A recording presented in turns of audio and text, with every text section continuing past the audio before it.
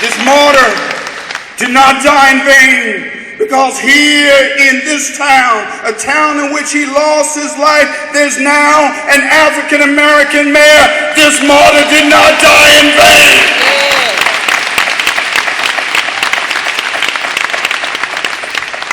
When Thurgood Marshall, his pen dripping with sorrow and remorse, appealing to the Justice Department for justice and finding no justice, now we have an African American standing as U.S.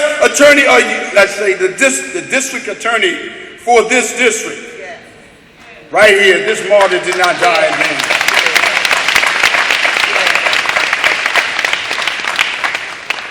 There are those who might suggest that this is a moment for despair and depression. But keep in mind, Mr. Elbert Williams was followed by other martyrs. There's Henry Moore, whose life was taken. Harriet Moore, whose life was taken. George Wesley Lee, whose life was taken. Herbert Lee, whose life was taken.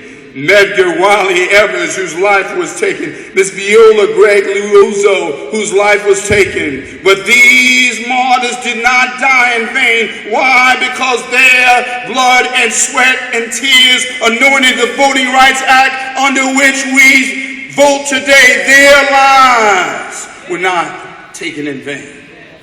These martyrs did not die in vain.